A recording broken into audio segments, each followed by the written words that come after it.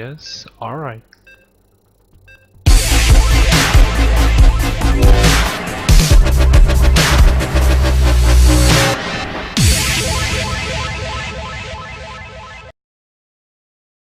Alright, here we go. We are on ESL Polar Night, and it is a PvT between these two phenomenal players. I'm very excited to see who is going to advance to the finals. Both players I do know from previous community cups, and yeah, I have the pleasure to cast them together with Dale. And here we go, spawning in the bottom right side, we have our blue Protoss player, and he goes by the name of AsaZZang.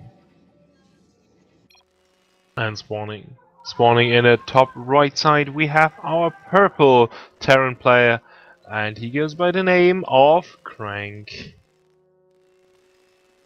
So, Dale, are you back? I guess you had some problems with your TeamSpeak with your microphone. Fortunately, he is not back yet, but he will be eventually. So far, I will be solo casting a little bit and telling you about these two players. And as you were seeing in this very tournament, you were already seeing Crank playing some really cool mech style, also against a Protoss player. And in the quarterfinals, he was also meeting a Protoss player, and haven't checked the history, though I believe he did go for that kind of macro style he likes to do yet again. And this is quite cool to see if it does work against such a yeah, aggressive player like AsaZZang, who has really good timing attacks, but also knows how to fight in a late game. And he's very happy not to fight another Protoss player, as he said it is not his favorable matchup.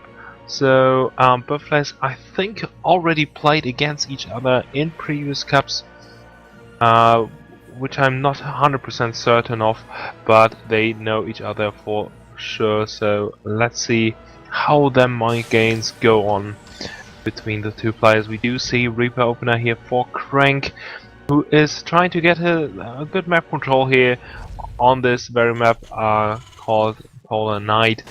And on the other side, AsaZZang building up fairly standard, not attempting to go for a very early Zealot, which we do see from time to time.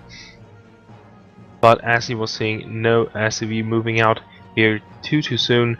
He is comfortable going for a Stalker opener, and he will be setting it down the Nexus eventually.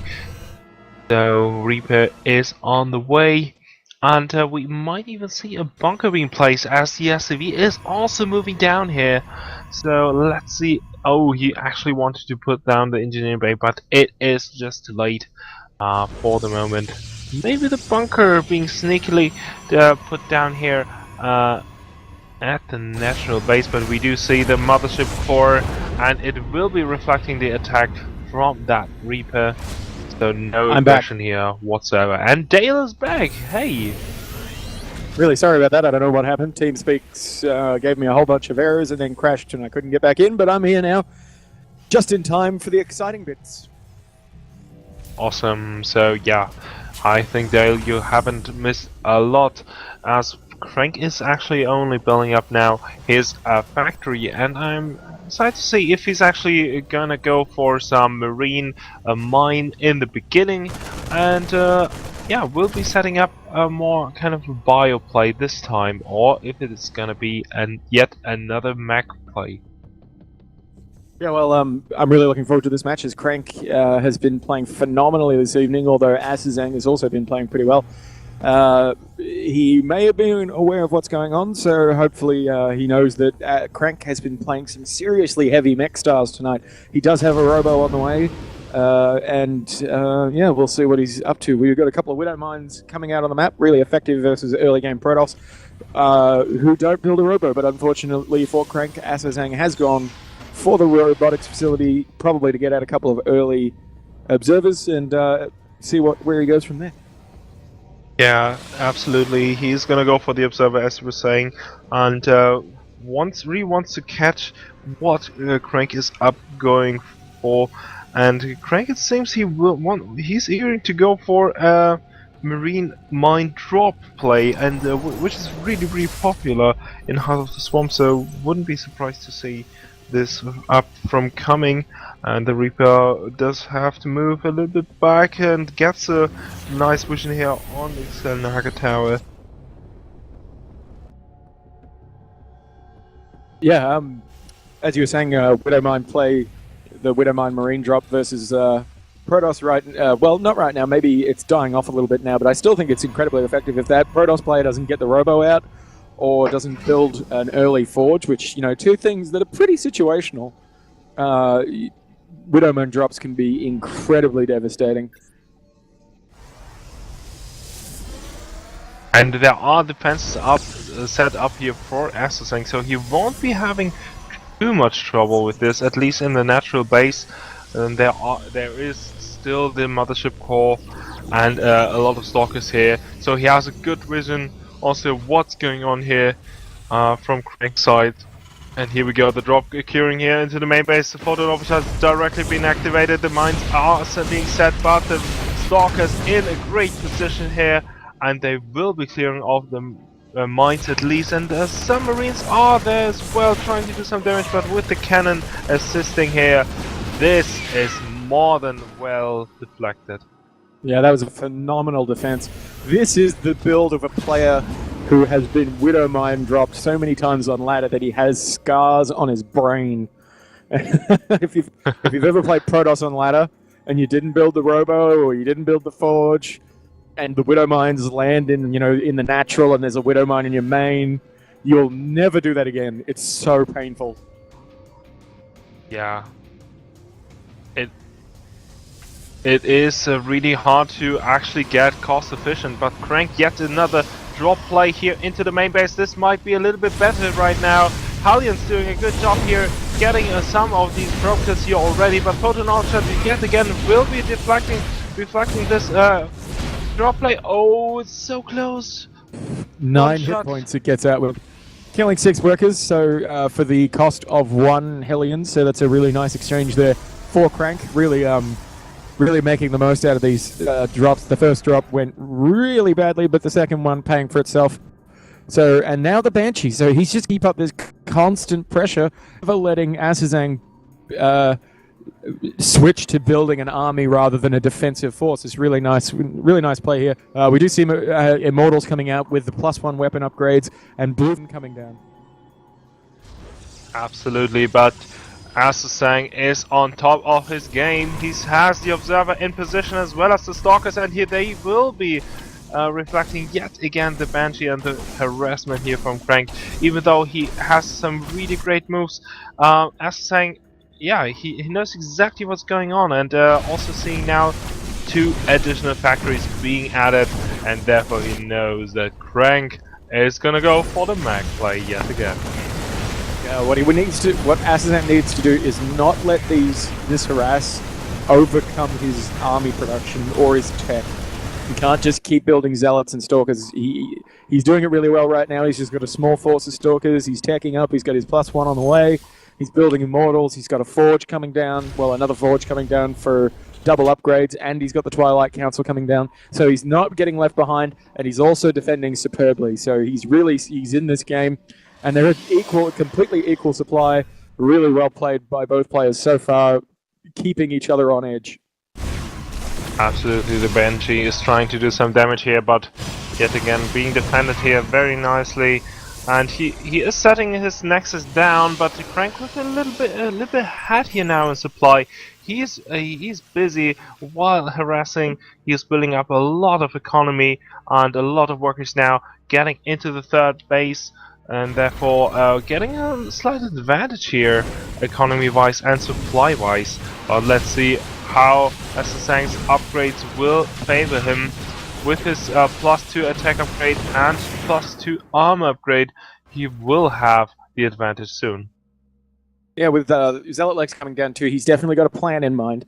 He's going to hit a mid-game timing probably with Archons and Templar and charge lots. We do see another drop coming in.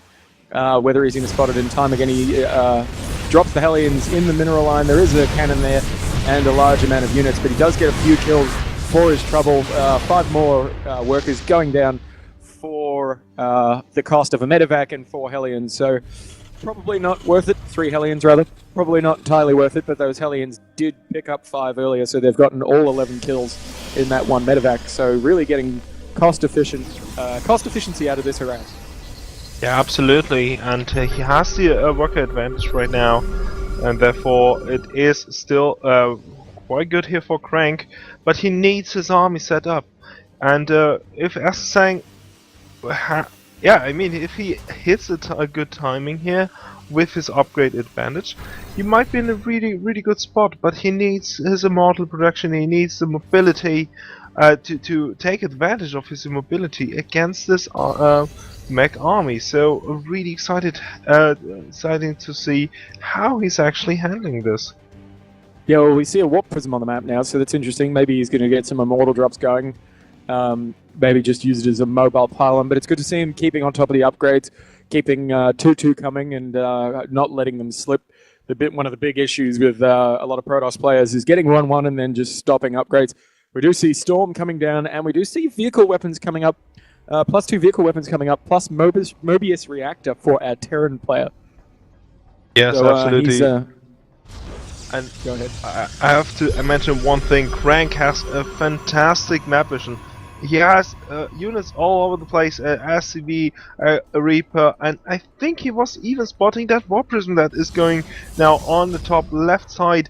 And let's see how much damage AsaZZang can actually do. This is a great choice to go for that kind of play, but there are turrets in place, so we have to see how much damage can actually be done there. Yeah, well, his AsaZZang has been on top of his drops all night, so it's probably not going to be a huge drop, just something to buy himself a little bit of time. He probably knows he's a bit behind in supply, so he's just going to get in there, do a bit of economic damage, hopefully even up the score. But this turret's going to be a bit of a problem. He's going to have to... oh no, he's going to lose it. The Warp Prism goes down, but he does get all the Zealots out, so he forces the pull off. And the Zealots go to work on some of these workers. 3 killed so far. Probably not going to get many more than that, but he has bought himself a little bit of time distracting Crank while more units come out, and he does immediately start production on 3-3. So now he's massively ahead in upgrades, and that will make a huge difference. Oh wow! And the game with the nuke yet again. This time it might be occurring that we're gonna see one of them at least going down, but this time AsaZZang with a much better army composition than his former Protoss player, and yeah, 8 Immortals, 9 Immortals now on the field. This is great against this army composition, but now it really depends on the Storms, on the EMPs, who does get the advantage. Yeah, well, AsaZZang will lose the fight unless he engages while those siege tanks are unsieged or unsieging.